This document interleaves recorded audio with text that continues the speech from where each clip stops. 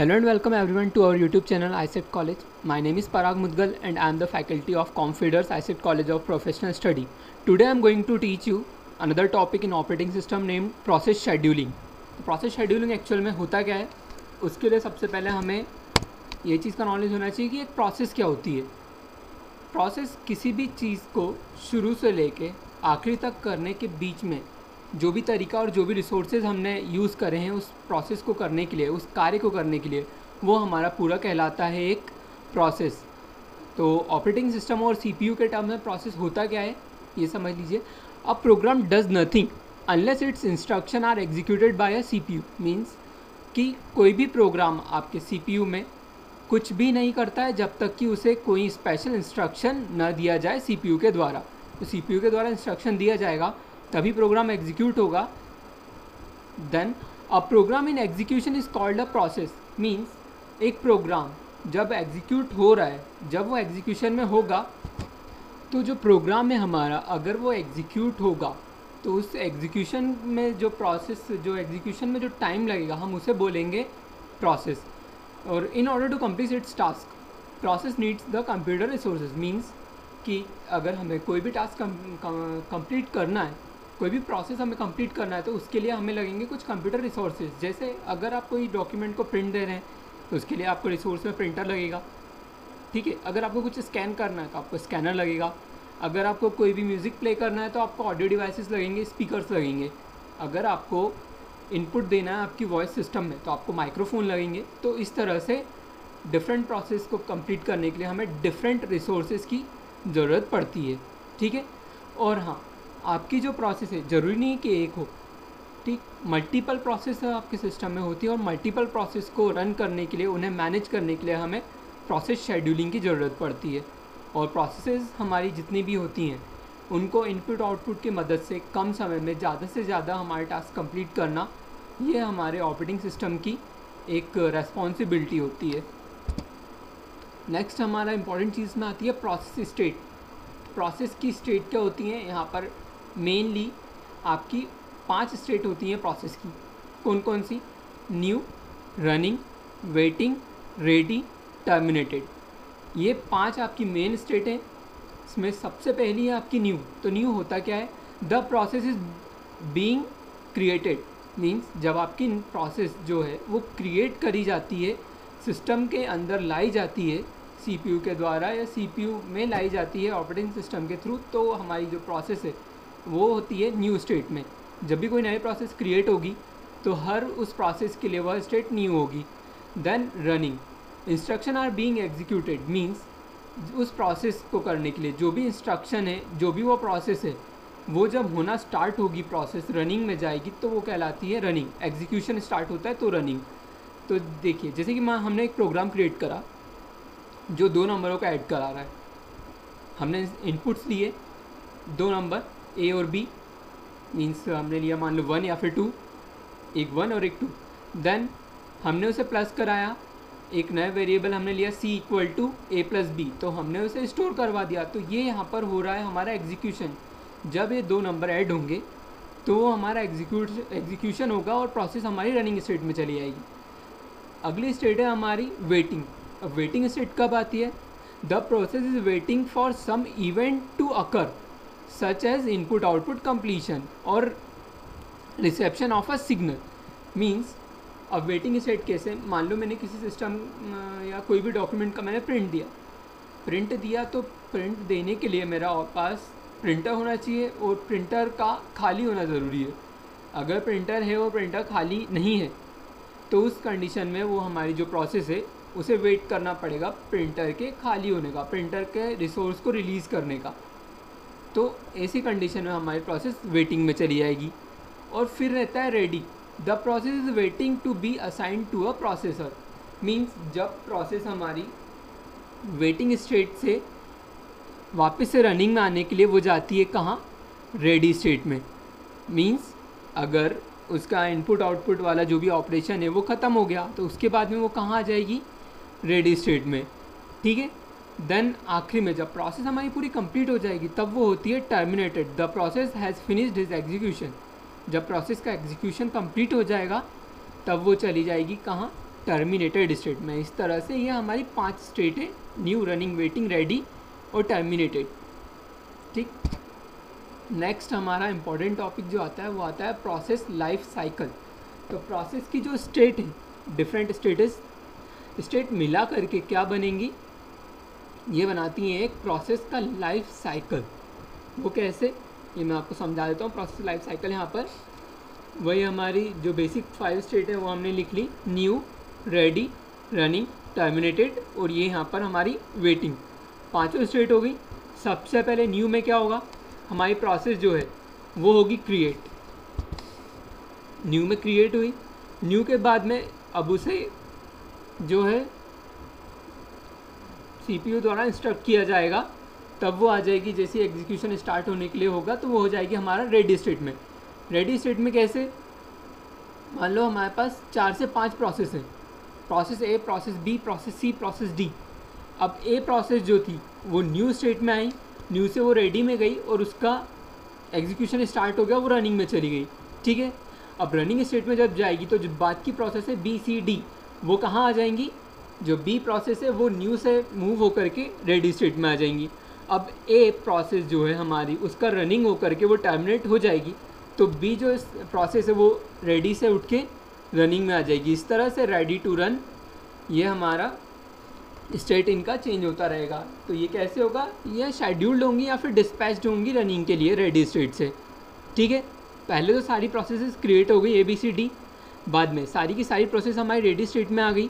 Ready state से 1 bye 1 वो running में जाएंगी, देन टर्मिनेटेड होंगी। अब मान लीजिए कोई प्रोसेस रनिंग स्टेट में है, ठीक, और उसके बाद में अब उसे कोई इनपुट आउटपुट की रिक्वेस्ट मिली या उसे कोई इनपुट आउटपुट वाला प्रोग्राम करना है, तो वो कहाँ चली जाएगी, वेटिंग स्टेट में। और वेटिंग स्टेट में जब उसका इनपुट आउटपुट कंप्लीट होगा तो वो वापस रेडी में चली जाएगी। अब यहाँ एक और चीज़ हो सकती है कि कंडीशन ये हो सकती है कि आपका जो प्रिंटर है वो खाली नहीं है, स्कैनर जो है वो खाली नहीं है, तो वो वेट करते करते करते करते आपका कहाँ चले जाएगी, सस्पेंड वेट में, मीन्स हो जाएगी वो ब्लॉक, सस्पेंड वेट में चली जाएगी। अगर फ्यूचर में सिस्टम खाली हुआ तो वो वापस वेटिंग में जाके अपना प्रोसेस कंप्लीट करके इनपुट आउटपुट रेडी स्टेट में वापस जा सकती है। अदरवाइज़ वो कहाँ जाएगी, कंप्लीशन के बाद में टर्मिनेशन में।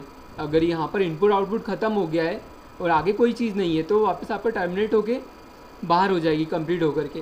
देन अगर सस्पेंड वेट में है और यहाँ पर अगर उसे कोई भी इनपुट आउटपुट के लिए जो भी रिसोर्सेज मिलना है वो उसे मिल गए, तो प्रोसेस कंप्लीट जैसी होगी उसकी इनपुट आउटपुट की, बट वो स्टिल सस्पेंडेड होगी तो वो सस्पेंड रेडी में चली जाएगी। ठीक है, यहाँ से क्या होगा, या तो वो रिज्यूम हो जाएगी, फिर से स्टार्ट करेंगे हम उसे सस्पेंड रेडी से, या फिर उसे टर्मिनेट कर देंगे। और अगर यहाँ पर देखिए, अगर कोई प्रोसेस बहुत ज़्यादा टाइम ले रही है, उसकी प्रायोरिटी सबसे कम है या टाइम क्वांटम वो ज़्यादा खर्च कर रही है, तो उसे हम डायरेक्ट भी सस्पेंड कर सकते हैं। यहाँ से वो प्रोसेस होगी ही नहीं रेडी से, वापस वो सस्पेंड में चली जाएगी और यहाँ से हम उसे टर्मिनेट हो जाएगी, वो बंद हो जाएगी। तो इस तरह से हमारा ये प्रोसेस लाइफ साइकिल वर्क करता है।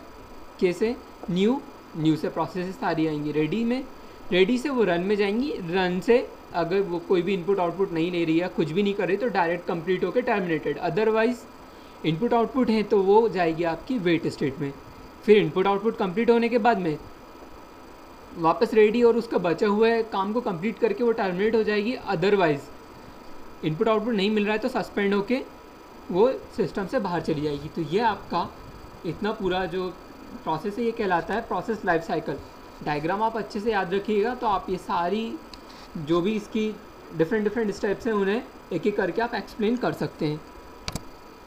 उसमें नेक्स्ट इंपॉर्टेंट हमारा आता है process control block. Process control block क्या होता है, तो ये वह चीज़ होती है, कोई भी प्रोसेस को कंप्लीट करने के लिए हमारे पास एक स्पेशल कंट्रोल ब्लॉक रहता है जिसे हम बोलते हैं प्रोसेस कंट्रोल ब्लॉक, जो कि हमारे डिफरेंट टास्क को कंट्रोल करता है। कोई भी हमने टास्क अगर कंप्यूटर को दिया तो वो हो जाएगा हमारा प्रोसेस कंट्रोल ब्लॉक के थ्रू ही वह एग्जीक्यूट होगा। प्रोसेस कंट्रोल ब्लॉक को हम टास्क कंट्रोल ब्लॉक भी कहते हैं। यहाँ मैं आपको समझा देता हूँ कि प्रोसेस कंट्रोल ब्लॉक में क्या क्या होता है। तो प्रोसेस कंट्रोल ब्लॉक जो है वो आपका डिफरेंट इन्फॉर्मेशन को कलेक्ट करता है। क्या क्या, पहला इंफॉर्मेशन रहती है प्रोसेस स्टेट। वो क्या कंटेन करेगा, क्या कंसिडर करेगा? पहली चीज़ प्रोसेस स्टेट को, कि आपकी प्रोसेस कौन से स्टेट में है। उसके बाद में क्या, प्रोसेस प्रिविलेजेस, मींस ये वो चीज़ रहती है कि हमारे प्रोसेस को हम अलाउ कर रहे हैं एग्जीक्यूट करने के लिए या नहीं। तो सिस्टम अगर अलाउ कर रहा है तो वो, और डिसअलाउ कर रहा है तो वो, तो ये प्रोसेस प्रिविलेजेस में हम पूरी चीज़ को मेंटेन करके रखते हैं। नेक्स्ट है प्रोसेस आईडी। अब जब आपकी n नंबर ऑफ प्रोसेसेस होंगी तो हर एक प्रोसेस का एक स्पेशल प्रोसेस आईडी होगा, ठीक। अब नेक्स्ट आपका आता है पॉइंटर। अब पॉइंटर क्या होता है? पॉइंटर रहता है आपका पेरेंट प्रोसेस को पॉइंट आउट करने वाला एक पॉइंटर, ठीक। जैसे आपकी प्रोसेस है ABCD, तो A आपकी पेरेंट प्रोसेस है, B उसके लिए चाइल्ड प्रोसेस हो गई, ये हम ऐसा एज्यूम करते हैं। तो पॉइंटर जो है वो A को पॉइंट करेगा। नेक्स्ट है हमारा प्रोग्राम काउंटर। तो प्रोग्राम काउंटर क्या करता है? प्रोग्राम काउंटर भी एक पॉइंटर की तरह ही वर्क करता है, जो कि नेक्स्ट जो इंस्ट्रक्शंस हमें एग्जीक्यूट करना है उन्हें पॉइंट आउट करेगा। प्रोग्राम काउंटर, पॉइंटर जो है पेरेंट प्रोसेस को पॉइंट करेगा, प्रोग्राम काउंटर जो है वो आपके नेक्स्ट जो भी इंस्ट्रक्शन एग्जीक्यूट करना है किसी एक स्पेसिफिक प्रोसेस के, उन्हें पॉइंट आउट करेगा। अगली चीज़ आती है इसमें CPU रजिस्टर। CPU रजिस्टर क्या होता है? CPU रजिस्टर में हमारी करंट रनिंग प्रोसेस जो है वो सेव होती है, ठीक है। CPU रजिस्टर उस प्रोसेस को सेव करके रखता है जो करेंटली रनिंग हो, उस प्रोसेस को वह स्टोर करता है। फिर CPU शेड्यूलिंग इन्फॉर्मेशन। नेक्स्ट ये क्या है? Process priority and other scheduling information which is required to schedule the process. इसमें रहते हैं आपके प्रोसेस प्रायोरिटी वाली जितनी भी इंफॉर्मेशन रहती हैं वो, कैसे कि हमें कौन सी प्रोसेस को पहले करना है एग्जीक्यूट, कौन सी प्रोसेस को बाद में करना है, कौन सी प्रोसेस ज़्यादा समय ले रही है, कौन सी कम ले रही है, ये सारी चीज़ें आपकी CPU शेड्यूलिंग इन्फॉर्मेशन में स्टोर्ड होती हैं। देन मेमोरी मैनेजमेंट इन्फॉर्मेशन में क्या रहता है? ये आपका मेमोरी मैनेजमेंट को देखता है। आपकी प्रोसेस कंप्लीट हुई, वो कितनी मेमोरी स्टोर कर रहा है, वो कहाँ पर स्टोर हो रहा है, ये सारी चीज़ें आपकी मेमोरी मैनेजमेंट इन्फॉर्मेशन में स्टोर्ड होंगी। अगला अकाउंटिंग इन्फॉर्मेशन। अकाउंटिंग इन्फॉर्मेशन क्या करेगा? This includes the amount of CPU used for process execution and time limits and execution ID। Accounting information में क्या होगा? आपकी प्रोसेस को एग्जीक्यूशन में कितना टाइम लग रहा है, कितना टाइम में वो एग्जीक्यूट हो सकती है, और उसके एग्जीक्यूशन के लिए ID क्या है। प्रोसेस की ID अलग रहेगी और एग्जीक्यूशन जो होगा प्रोसेस का, उसकी एग्जीक्यूशन वाली ID एक अलग रहेगी। नेक्स्ट है इनपुट आउटपुट स्टेटस इन्फॉर्मेशन। अब कौन सी प्रोसेस को इनपुट आउटपुट की ज़रूरत पड़ रही है, ये हमारा input output status information store करके रखेगा कि किस प्रोसेस को इनपुट आउटपुट लग रहा है और किसको नहीं लग रहा है। आगे इसका डायग्राम है प्रोसेस कंट्रोल ब्लॉक का, ये आप मन से भी कर सकते हैं। जो भी प्रोसेस हमने इसमें इंक्लूड करी है, जैसे process state, process privileges, process ID, pointer, program counter, इन सब को आप एक के बाद एक लिखते जाइएगा, तो ये हमारा क्या बन जाएगा? एक प्रोसेस कंट्रोल ब्लॉक। नेक्स्ट हमारा इंपॉर्टेंट टॉपिक इसमें है ऑपरेशंस ऑन प्रोसेसेस। प्रोसेस में हम कौन कौन से ऑपरेशंस को परफॉर्म कर सकते हैं। तो प्रोसेस के थ्रू क्या रहता है? प्रोसेस के ऑपरेशंस क्रिएट करना, शेड्यूल करना, उसे एग्जीक्यूट करना और लास्ट में डिलीट करना या किल करना, ये एक ही चीज़ है। थोड़ा सा डिफरेंस है डिलीशन और किलिंग में, मैं आपको बता देता हूँ। क्रिएशन क्या होता है? Once the process is created it will be ready to come in to ready queue. Means process create हुई, देन हम उसे रेडी क्यू में डाल देते हैं, मीन्स रेडी होने के लिए। तो ये हमारा प्रोसेस क्रिएशन है। सबसे पहले प्रोसेस को बनाना ही प्रोसेस क्रिएशन है। Then scheduling. अब आपके पास में n नंबर ऑफ प्रोसेसेस हैं, 5, 6, 7 या फिर बहुत सारी अनगिनत प्रोसेसेस हैं, तो उनका स्पेशल शेड्यूलिंग करना कि कौन सी प्रोसेस को हमें किस समय पर एग्जीक्यूट करना है, कौन सी ज़्यादा इंपॉर्टेंट है, कौन सी कम समय में हो रही है, कौन सी ज़्यादा समय में हो रही है, तो ये हमारा आता है प्रोसेस शेड्यूलिंग के अंदर। नेक्स्ट है एग्जीक्यूशन। अब जब क्रिएट हो गई, शेड्यूल हो गई, रेडी क्यू में चली गई, तब हम क्या करेंगे? शेड्यूलिंग के बाद में हम उसे करेंगे एग्जीक्यूट, ठीक। एग्जीक्यूट होते होते मे बी वो ब्लॉक भी हो सकती है और वेटिंग स्टेट में भी जा सकती है। तो मेन आपका एग्जीक्यूशन है कि हमारे प्रोसेस को एग्जीक्यूट करना, रन करना और उसे ख़त्म करना। देन आता है हमारा डिलीशन। डिलीशन क्या रहता है? जब प्रोसेस कंप्लीट हो जाएगी तो वो डिलीट होगी, और किल उस कंडीशन में होगी जब वो प्रोसेस में कोई कमी आ गई या वो डेडलॉक में चली गई, वो पूरी नहीं हो पाएगी, और ऐसे कंडीशन में हमारा सिस्टम क्या है, जो डेडलॉक कंडीशन में चले जाएगा तो हम उस प्रोसेस को कर देंगे किल।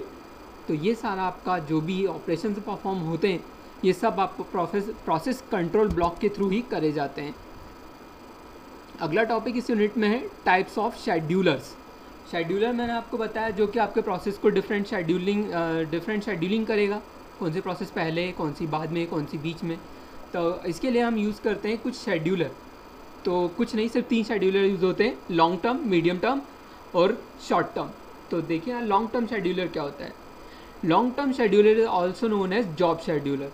लॉन्ग टर्म शेड्यूलर जो है आपका जॉब शेड्यूलर के नाम से भी जाना जाता है। ये काम क्या करता है, ये सिर्फ आपके सेकेंडरी मेमोरी से प्रोसेसेस को फैच करता है और आपके जो प्रोसेस का रेडी क्यू है उसमें ये उनको इंसर्ट कर देता है। सेकेंडरी मेमोरी से फैच करना है और रेडी क्यू में मींस रेडी क्यू में और प्राइमरी मेमोरी में उन्हें पुट करना है। अभी आपकी प्रोसेसेस का लॉन्ग टर्म शेड्यूलर एग्जीक्यूशन में हेल्प नहीं करेगा। ये क्या करेगा, सिर्फ प्रोसेस को सेकेंडरी मेमोरी से उठाएगा और आपकी प्राइमरी मेमोरी में इंसर्ट कर देगा। मींस क्रिएशन से उठा के इन्हें रेडी स्टेट में रखता है। बस इतना सा काम है आपके लॉन्ग टर्म शेड्यूलर का। Long term scheduler mainly controls the degree of multi programming. Means ये आपका चेक करता है कि एक से ज़्यादा प्रोसेस अगर आपके रन हो रहे हैं तो उसके मल्टी प्रोग्रामिंग को यह मैनेज करके रखता है। और इसके साथ लॉन्ग टर्म शेड्यूलर का एक दूसरा काम भी होता है। वो क्या करता है, आपके परफेक्ट प्रोसेस को उठा करके ही सिस्टम में इनपुट करता है। कैसे, अगर किसी प्रोसेस को इनपुट लग रहा है, आउटपुट लग रहा है, तो कौन सी प्रोसेस कम समय में कंप्लीट होगी, ये चीज़ देखने के लिए ही हमारा लॉन्ग टर्म शेड्यूलर काम आता है।